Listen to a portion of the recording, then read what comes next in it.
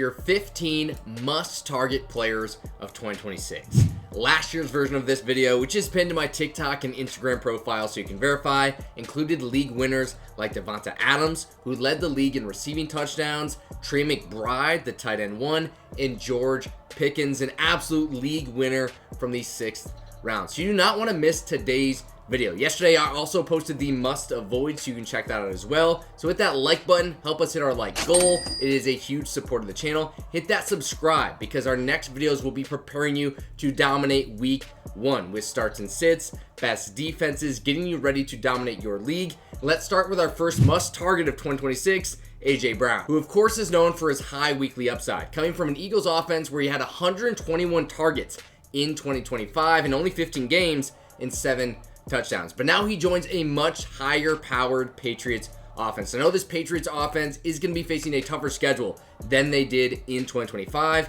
but AJ Brown is still going to benefit from the deep ball passing that Drake May has. He's much better on the deep ball than Jalen Hurts. He's also going to have more touchdown upside than the Eagles did, who tend to run the ball, do the short passes to Dallas Goedert, or the tush push in the red zone. All of this points to AJ Brown being one of the most highly targeted and having some of the most touchdown upside in the entire NFL, which leads perfectly into our second wide receiver, one of my favorite targets in fantasy football, DeVonta Smith. That AJ Brown, he takes 121 targets, 8 targets a game over to the Patriots. DeVonta Smith, if he can just take 2 of those targets per game, which is very possible since the Eagles didn't really bring in a lot of target competition. Mekhi Lemon in the first round, but he's missed a lot of this offseason due to injury, which as a rookie, that's a big deal. He hasn't had time to build chemistry with the team, trust with the coaches. There's even talk that if he's healthy for week 1, he may not even play that much since he's missed so much time this offseason. They also drafted Eli Stowers at tight end, not looking like major target competition. So if we just take 2 of those 8 AJ Brown targets that are vacated per game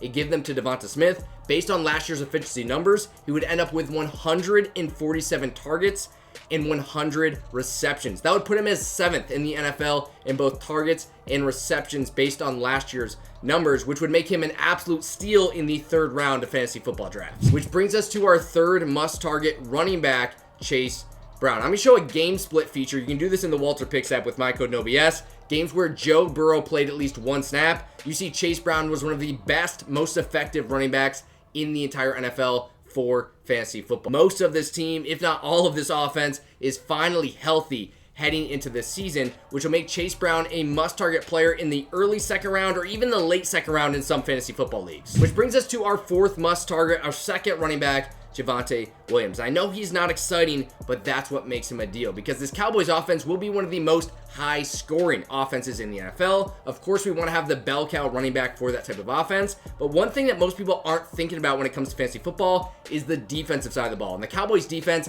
has gotten better. So if they're able to use these great offensive pieces like George Pickens, CeeDee Lamb, and Javonte Williams to build leads, they will be able to run the football even more than they did last year, again leaving more volume for our running back Javonte Williams. 5 is DeAndre Swift. Now last year it was George Pickens. This year DeAndre Swift is my number 1 must target in all of fantasy football. He's been one of the safest picks over the past few years, but his upside this season is something everyone is sleeping on. I mean, you can get this guy at the end of the 5th round, beginning of the 6th round, and if he's even worse than he was last year, he would still return his current draft value, but there's plenty of reasons to think he will be better. It's Caleb Williams' 2nd year in this Ben Johnson offense. Kyle Monangai, his backup that people are worried about stealing touches or touchdowns, has been injured throughout this training camp.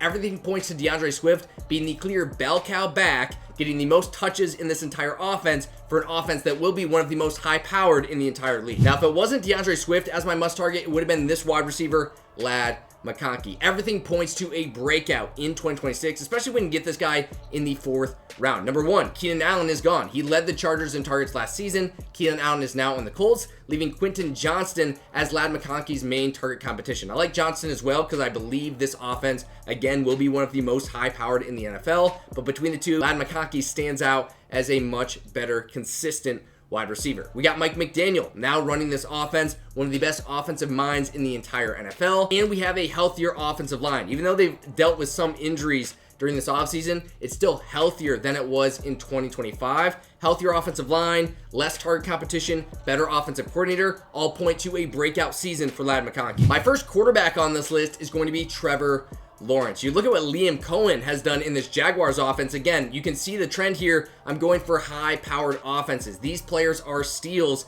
in their high-powered offenses. He's got Parker Washington, Jacoby Myers, Brian Thomas Jr., Travis Hunter, Bashal Tutin, Chris Rodriguez Jr., Brenton Strange. He's got coach Liam Cohen. There's a war chest of elite options for Trevor Lawerence. We saw at the end of last season here, he was one of the highest powered quarterbacks in all of fantasy football. This is not a coincidence. They bring over Jacoby Myers. Suddenly this offense is unlocked. So while I'm not really targeting Brian Thomas Jr. for fantasy football, he was in my must avoids video because a lot of his production came his rookie season when Mac Jones was a quarterback. Trevor Lawerence is still a must target with all the different wide receiver options he has available. Number 8, our second bear is Luther Burden. And this one I'm going to keep really simple. This is a value play. All offseason, Luther Burden was going as a 4th round draft pick in fantasy football. Getting hype, all the way up to the 4th round. Even though he really didn't do a ton last year, he kind of had a late break when Roma Dunze was out. But Luther Burden was getting all that hype going in the 4th round. Well, he dealt with an injury. Well, he's back to practice today. He's back at practice, but now he's going 2 rounds later in fantasy football drafts. Getting someone that's going to be there week 1, most likely, 2 rounds later than he really should have been, is a must-draft player. Number 9, I know a lot of people do not like this one, but we got to look at the value here. Marvin Harrison Jr. 2 years ago, when he was a 2nd-round draft pick in fantasy football, he was a must-avoid. Last year, he was going in the 4th round of fantasy football. He was on my must-avoid list. But this year, going in the 7th round, he's on my must-target list. So we got to think about the draft price and the value. Last year, before his appendicitis, when Jacoby Brissett was a quarterback, Marvin Harrison Jr. was averaging over 12 points per game. If you draft a wide receiver in the 7th round and he gets you 12 points per game, that is an amazing value. So while Marvin Harrison Jr. is not everyone's favorite wide receiver, he has let us down in the past. It's pretty difficult for him to let us down. He's probably not going to be worse than last year, even with all the struggles, not going to be worse than last year coming in the 7th round, getting us at least 12 points per game, plus plenty of upside. Is the perfect player to have as the first player on your bench or in your flex spot. And my first tight end, and one I am so excited about this year, Isaiah Likely. He was brought over to the Giants, now the 4th highest paid tight end in the league. That matters. Some people say, why does the contract matter? The more money you give to a player, the more you're going to use them. The more you're going to make and show the ownership.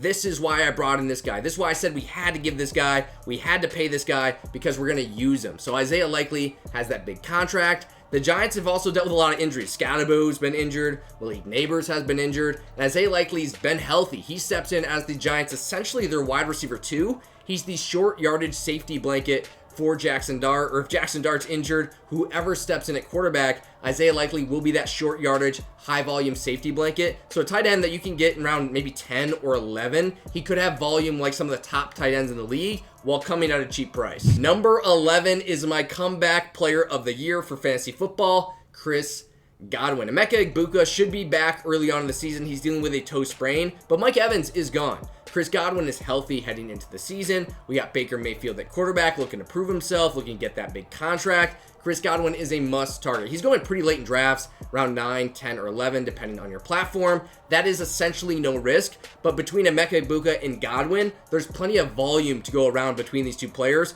and someone I could see dominating just like he did a few years ago that you can get at a very cheap draft price. Next must target, man, I'm just so excited about each and every one of these guys. Jordan Mason. He's sharing with Aaron Jones, who's 31 years old. Jordan Mason is far more athletic, far more explosive than Aaron Jones. They're also, the Vikings are moving to a zone run concept. So Jordan Mason last year was actually one of the most efficient runners in terms of yards per carry. He's going to be even better in a zone run concept because that's going to give him more space. Kyler Murray at quarterback is going to add an additional threat that defenses have to worry about. Should be a little bit more effective in the pass game as well. Everything there is just going to be opening up the field for Jordan Mason. The other benefit that not a lot of people think about is that last year the Vikings, they're just losing every single game. They have to try to pass, which didn't give Jordan Mason a lot of opportunity. This year, if they can actually build some leads, they have a decent defense, they have some opportunity with Kyler Murray to score some points, that's going to allow them to run the ball even more. So if you don't get an early running back, or that's an area of weakness for you, Jordan Mason is a must target with plenty of upside, who could easily completely dominate this backfield over an older Aaron Jones and be one of the best values in all of fantasy football. 13, another running back I like, opposite of Bucky Irving, who is in my must avoids list, is Kenneth Gainwell. Last year, he ranked 6th in RB receptions. He was a great runner in terms of a yards per carry basis, and he's been healthy this offseason. Bucky Irving has been dealing with little injuries, also coming back from that big shoulder injury from last year, which has allowed Gainwell to really step into this offense and build chemistry with his team, build trust from the coaches. And what he showed last year, there's a reason Tampa Bay went and got him for their squad. I believe he's got plenty of PPR upside. Another option that's available so late in drafts. The risk is relatively low at this point, but he's got plenty of upside and absolutely would be a league winner if Bucky Irving dealt with another injury. But even without an injury, we saw sharing with Jalen Warren last year, Kenneth Gainwell could still really help you win some weeks in fantasy football, having some of the best upside with his PPR work. We got 2 players left, so if you've been enjoying the video, make sure you hit that like button and subscribe. We're going to be here all season long to help you win a championship. That's our #1 goal here, because that's what keeps people coming back, giving you value, data analytics to help you make the best decisions possible, like drafting Malik Willis. He's looked pretty good this preseason, looked effective, looked poised, looked accurate. The Dolphins wide receivers may be better than we think. Plus, he's got that elite rushing upside. As a fall safe, he can always run. In fantasy football, quarterbacks, that is an elite skill. So Malik Willis available pretty much as your last pick on some platforms. Worth not letting him go to your league mates based on the high weekly upside he brings with his athletic ability, and the passing upside could be higher than everybody thinks. In the final target, everybody's going after this guy, is DeVonta Stribling. Mike Evans, he's an older wide receiver dealing with a few injuries. Deebo Samuel's coming back. I like Deebo as well, but Stribling has really stood out in the preseason games. Over 100 yards in the first 2 preseason games. I believe 13 targets, 11 catches, only 2 missed passes combined in each of the first 2 preseason games. Stribling is rising up draft boards, but on a lot of platforms, they're not really adjusting his ADP too much. So he is available as one of your last picks, someone that's in a high-powered San Francisco 49ers that was top 5 in passing touchdowns in 2025. So Stribling, Evans, Deebo, grab yourself at least one piece of this 49ers offense. I definitely like Stribling and Deebo as the later round options because there's much lower risk and the high reward is still there.